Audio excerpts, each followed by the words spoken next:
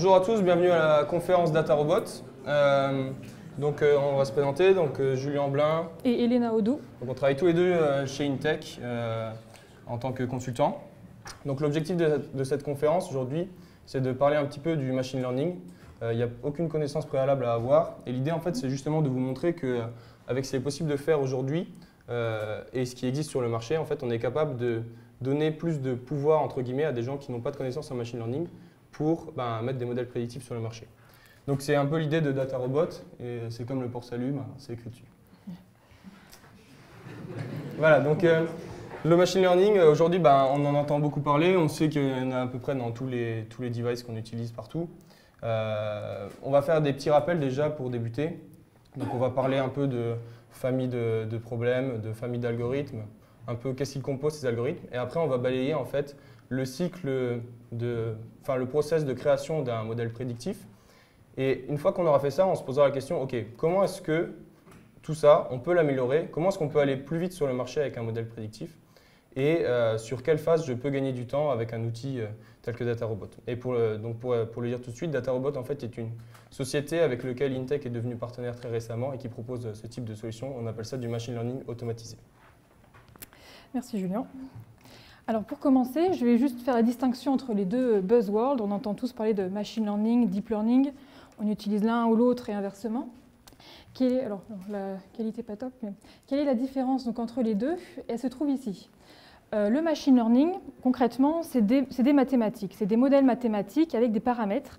Et l'objectif, ça va être à notre petit data scientist de prendre les données et de réfléchir comment, en pré-traitant ces données, je vais pouvoir améliorer mon modèle mathématique et va pouvoir apprendre sur ces données pour ensuite ressortir les bonnes prédictions. En deep learning, c'est autre chose. On a vraiment énormément de données, on les donne à l'algorithme, plus généralement un réseau de neurones, et il va se débrouiller tout seul pour extraire les bonnes caractéristiques des données. Donc prenons un exemple, mettons que je vais prédire si dans une phrase j'exprime un sentiment très positif, je vais me dire quand je suis très positive, je mets beaucoup de points d'exclamation. Tiens, je vais rajouter dans mes données le nombre de points d'exclamation dans ma phrase. Alors que dans le deep learning, je donne ma phrase et lui tout seul, il va trouver que plus il y a des points d'exclamation, plus la phrase est positive.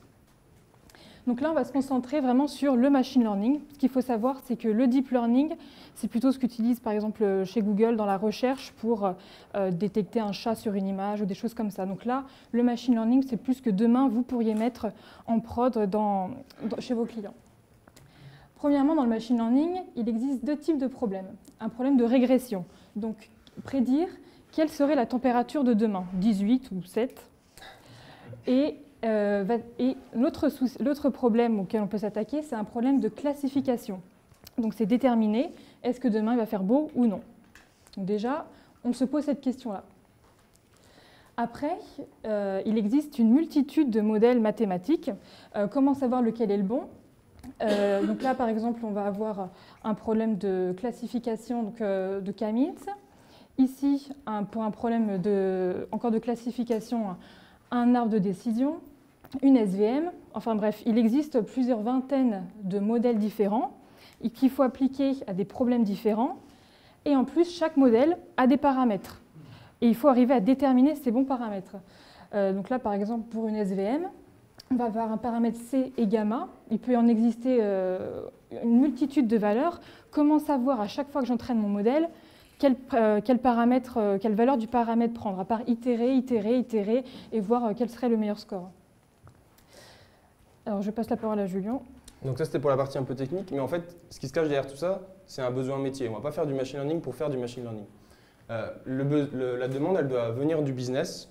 Il y a tout type de demande. Donc pour balayer un peu les problèmes classiques qu'on rencontre aujourd'hui en machine learning et qui ne sont pas du domaine de la recherche, mais qui peuvent être dès aujourd'hui en fait en prod, on a des problèmes tels que du churn. Donc là, en fait, on va chercher à prédire quel client va nous quitter parce qu'il a trouvé une meilleure offre ailleurs. Et du coup, l'objectif, c'est de l'appeler avant qu'il parte et qu'il résilie pour lui proposer une offre promotionnelle exprès pour lui. Un autre type d'algorithme de problème de machine learning, c'est de la détection de fraude. Donc ça peut être dans les domaines de l'assurance, dans les domaines de la finance, dans les domaines des télécommunications. C'est des problèmes aujourd'hui sur lesquels en fait, il y a beaucoup d'argent qui est perdu et des modèles assez simples peuvent déjà essayer de faire des règles qui vous font gagner beaucoup d'argent.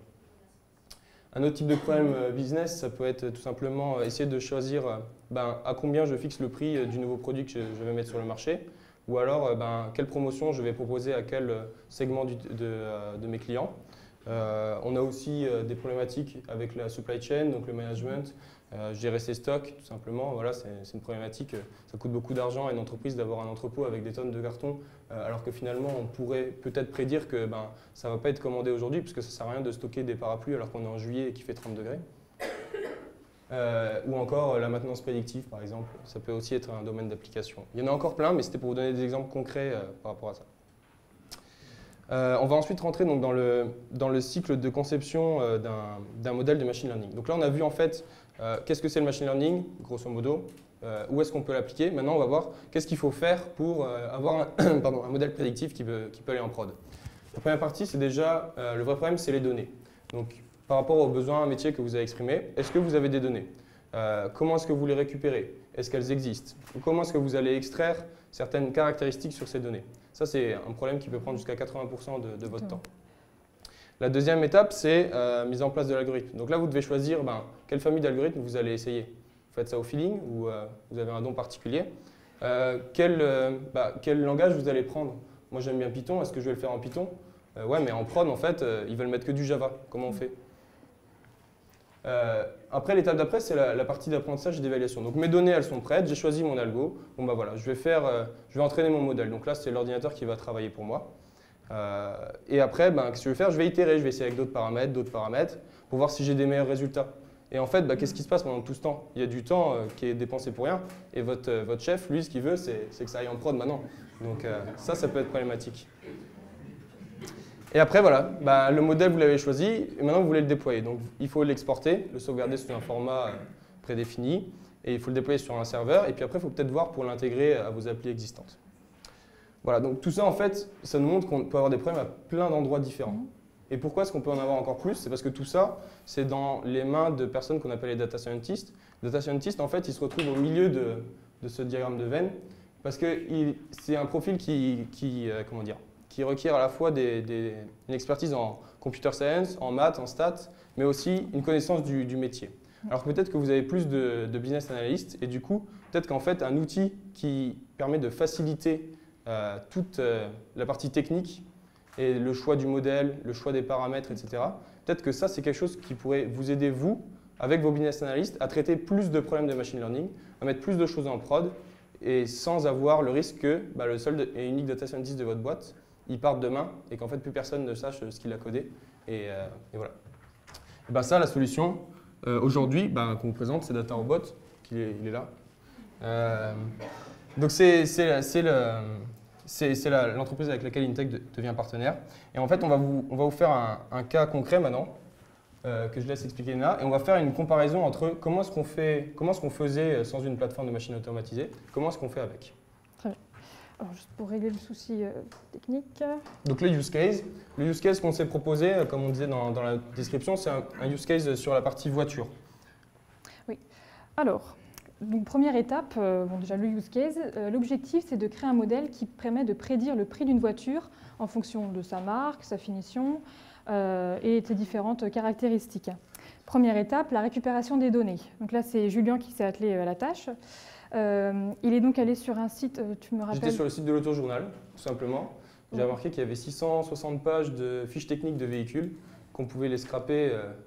Petit big up à Stéphane qui doit être dans la salle. Voilà, donc en fait, on a aspiré 660 pages de fiches techniques de véhicules, ça faisait à peu près 15 000 voitures, sur lesquelles on a le moteur, le nombre de cylindres, le nombre de soupapes, la cylindrée, la puissance fiscale, sa vitesse max, son 0 à 100 km/h, etc., etc. On a tout type de voitures, des BMW, des Toyota, des Porsche, des Rolls-Royce, voilà. Donc on va voir ce qu'on peut faire. Tesla, on a des Tesla, oui, on a des Tesla. Ouais. Très bien. Donc les Tesla, dans le moteur, dans le site de Journal, c'est des voitures avec 0 cylindre et 0 soupape. Parce qu'en fait, c'est pas fait pour… Oui. Eh bien, alors, oui, vous Vas-y. voulez ajouter quelque chose? Alors, je pars, voilà. Donc, j'ai réutilisé, pour ceux qui étaient à la conf de Pierre, j'ai utilisé un notebook Jupyter. Moi, là, c'est pour une présentation, donc bon, je me suis fait plaisir, j'ai pris du Python. Cas concret, quand j'ai fait du machine learning à la bourse, ils m'ont imposé de faire du Java, parce que personne ne pouvait reprendre du code Python après. Donc, on n'a pas tous la possibilité de travailler avec déjà avec le langage qu'on veut. Donc, voilà. J'ai donc utilisé la librairie scikit-learn, dont Pierre a parlé. Donc, c'est tip-top pour faire du machine learning en Python. Première étape, je vais être assez succincte. On récupère les données. J'utilise donc la librairie Pandas pour un peu les mettre en forme. Ensuite, donc dans mon jeu de données, on a vu que par exemple, il y avait écrit BMW. Comment un ordinateur peut comprendre BMW? En fait, on va faire ce qu'on appelle du one-hot encoding. Donc, je vais créer un très grand vecteur avec tous les noms des marques. Et l'ordinateur, il va apprendre que si BMW, c'est le premier dans mon vecteur, il va apprendre que 1 et plein de zéros, c'est telle ligne. C'est BMW. C'est BMW, du coup. Donc, je mets en forme. Ici, je découpe mes données dans un jeu d'entraînement et un jeu de test. Donc, j'apprends sur le jeu d'entraînement. Et mon modèle ne verra jamais le jeu de test jusqu'à ce qu'on procède au test. Donc là, c'est encore relativement rapide. On voit, ça se fait tout de suite. Et là, je déclare, donc, pour ce modèle-là, pour ce problème-là, j'ai pris une random forest régressor.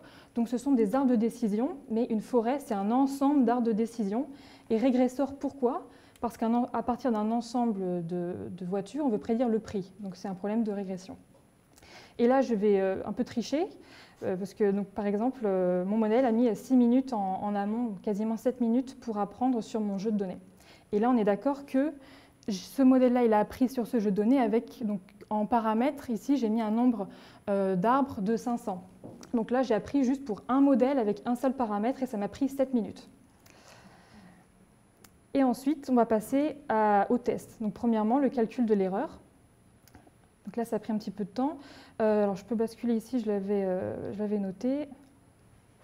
Ici, mon modèle, il va prendre le jeu de test et il va regarder l'écart entre les prédictions qu'il fait et la vraie valeur du prix. Donc là, mon modèle, il a une erreur en moyenne de 3 000 €. Donc c'est un très bon résultat. Et pour que ce soit un peu plus parlant, là, ce qui est intéressant, c'est comme je fais un peu tout à la main, là, par exemple, j'ai demandé d'extraire les caractéristiques les plus importantes pour déterminer le prix d'une voiture. Alors là, il va falloir tourner la tête. La première caractéristique, c'est la puissance moteur chevaux. Donc ça, c'est vrai. C'est plus ou moins ce qu'on regarde pour juger d'une voiture et de son prix. La cylindrée, la puissance fiscale. Je vais passer, donc il y a le couple, le nombre de soupapes. Et après, ce qu'on voit, c'est, hop, si mon nombre de cylindrées, c'est un V12, hop, le prix, forcément, il va être très élevé. Et ensuite, la marque Rolls-Royce. Si le modèle, il voit marque Rolls-Royce, hop, il sait que là, il va falloir augmenter le prix. Voilà. Pareil, Porsche, Bentley, pour les 5 portes. Et puis, la petite Lamborghini. Okay. La voiture familiale. Ouais. Voilà. Après, ce qui est intéressant, donc comme toujours là, vraiment, je suis à la main, donc voilà, je peux me faire plaisir. Maintenant, je vais regarder mais quelles voitures sont vraiment overpriced par rapport à leurs caractéristiques. Donc, ce que je vais faire, c'est que mon modèle va prédire un prix sans savoir la marque et le modèle. Et on va regarder l'écart entre ce que moi j'ai prédit et le prix de la voiture. Alors là, par contre, je dois repasser hop, ici. En dessous, je crois. Ah oui. Bon, mince. Ici. Donc déjà par voiture. Donc voilà, première, voilà, la Porsche 911, donc autour de 110 000 €.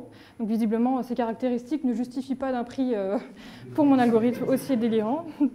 Les Lamborghini, bon, la Volkswagen Multivan, alors ça reste à l'appréciation de chacun.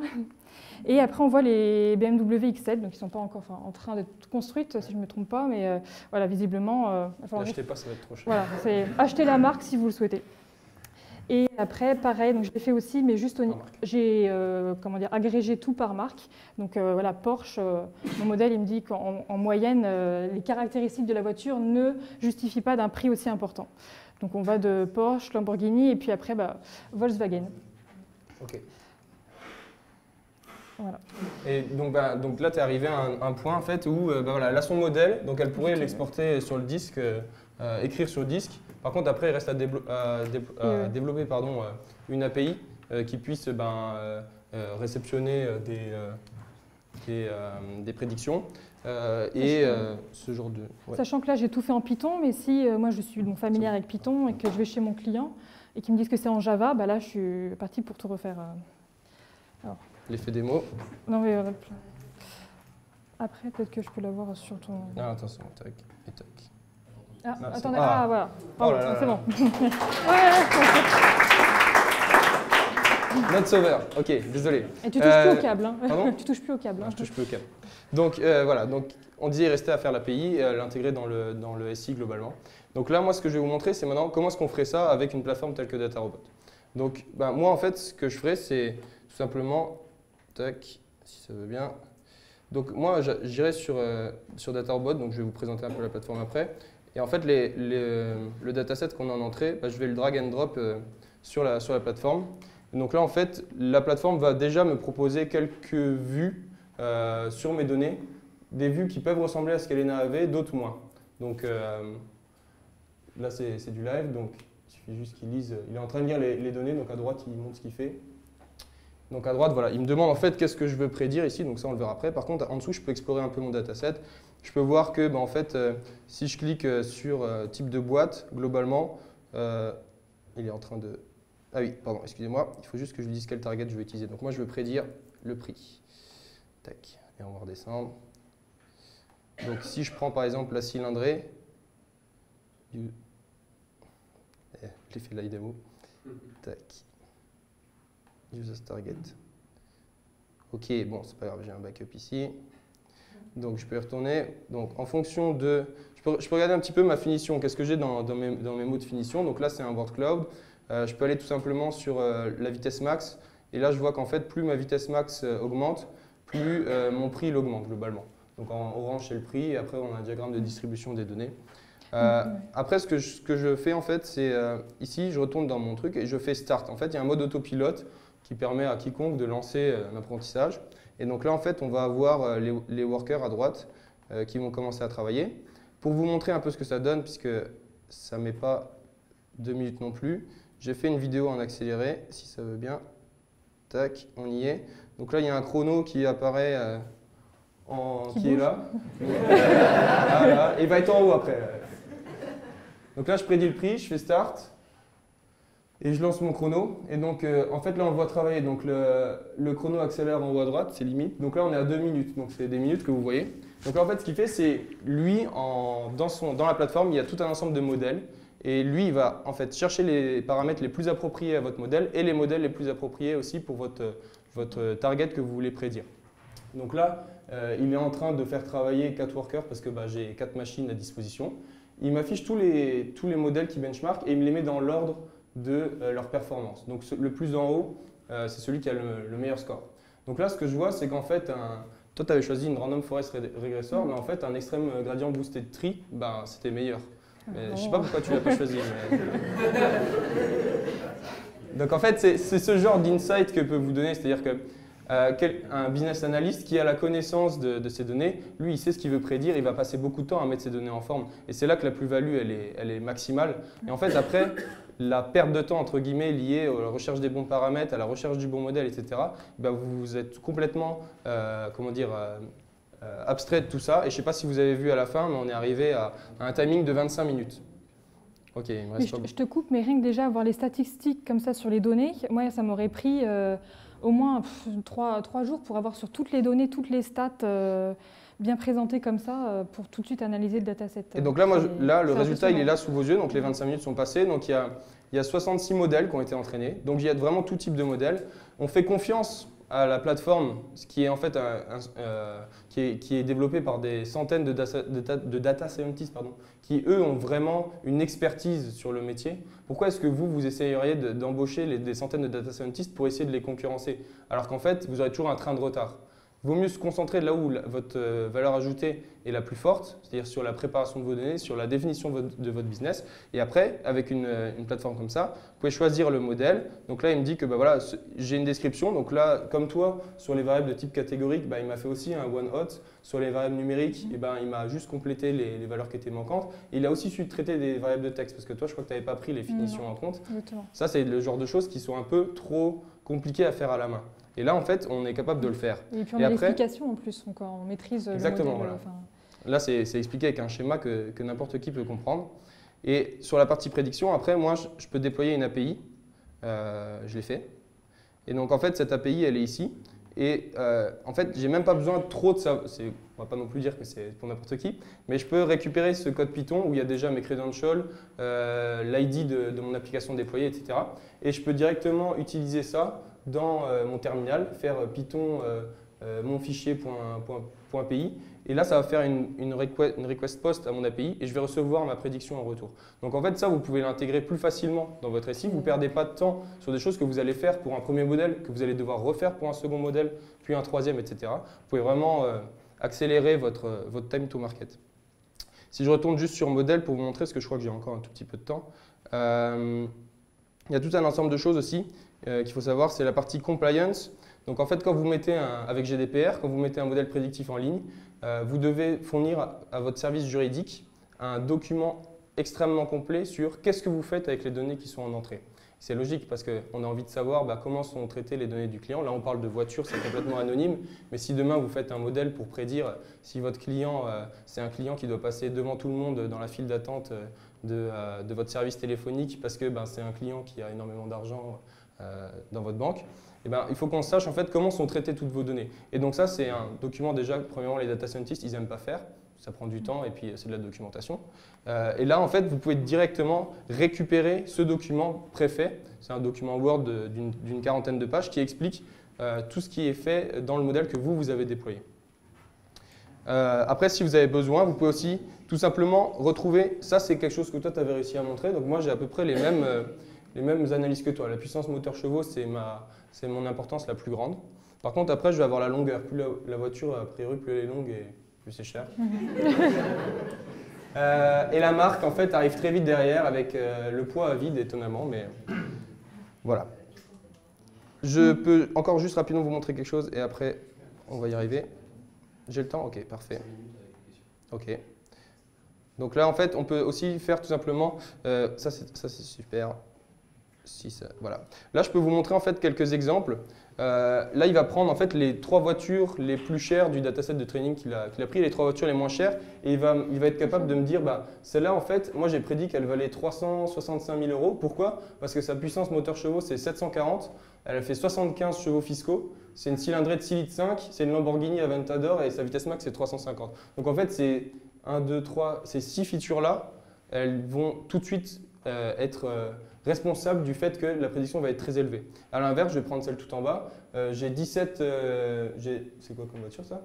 Je vais prendre celle juste au-dessus. Donc la marque c'est une Dacia. Ça du coup, le fait que la marque soit une Dacia, c'est plutôt c'est un impact négatif sur mon prix.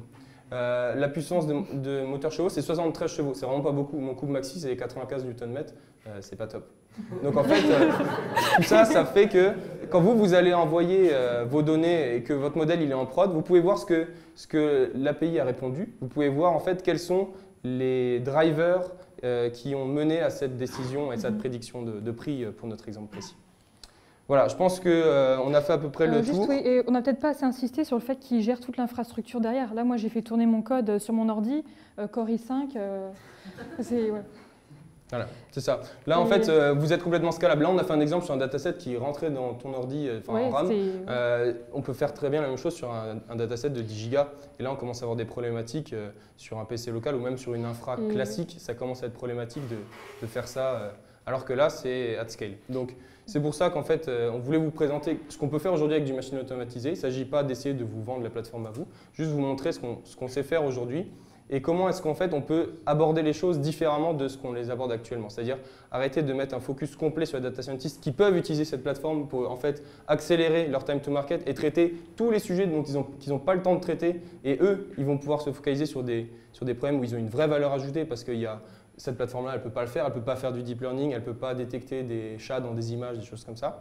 Et en fait, tous les autres problèmes, elle va pouvoir accélérer le time to market avec ce genre d'outils. Donc en fait, tout le monde est gagnant. Voilà. Merci pour votre écoute.